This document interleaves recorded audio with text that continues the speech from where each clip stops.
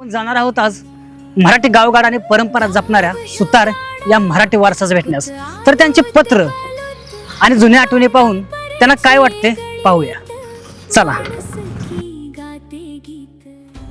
मराठी गावगाड हाकणारे सुतार या कलावंतास आमचा मानाचा मुजरा आणि समस्त सुतार यांच्यासाठी हे पत्र.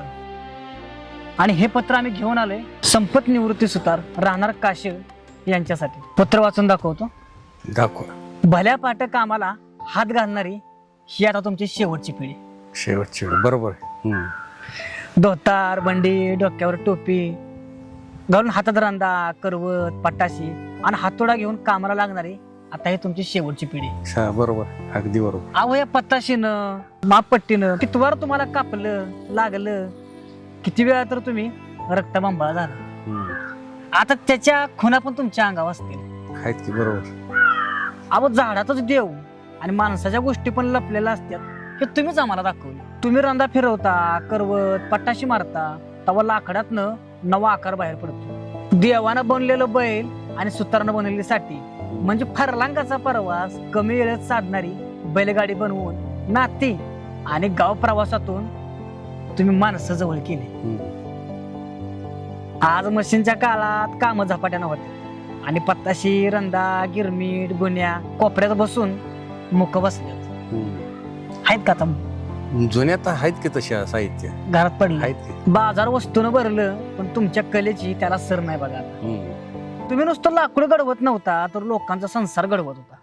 उभा जन्म तुम्ही मराठी मातेसाठी राबत राहिला. तुमच्या जुन्या आठवणी आज तुम्हाला दाखवायच्या इथे. दाखवा की. बघणार ना. बघणार. काय वाटतंय बघून? काय म्हणजे जुन्या आठवण आहे त्या. हा, काय काय दिसतं तुम्हाला ह्यात बघून? काय आता ही काय बैलगाडी आहे. हा माणूस शिडी घेऊन निघालाय. हा हे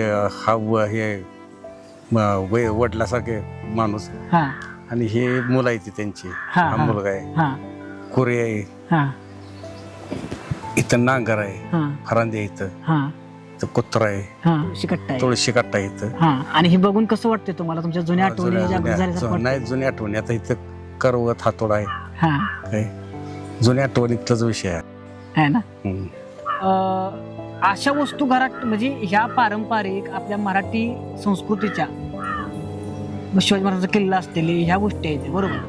आपले हे प्रतिकृती मॉडेल्स वगैरे आहेत ह्या गोष्टी ठेवून आपली संस्कृती वाढणार आहे का पाश्चिमात्य लोकांच्या गोष्टी घरात ठेवून आपली संस्कृती आपण जोपासणार आणि वाढणार आहे आपल्या गोष्टी.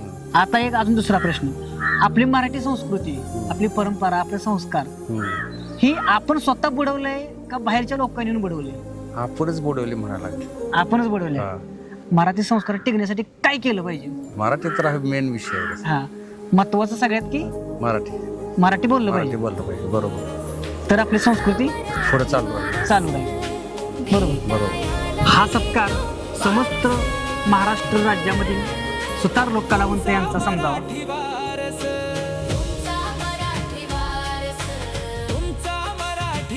नमस्कार.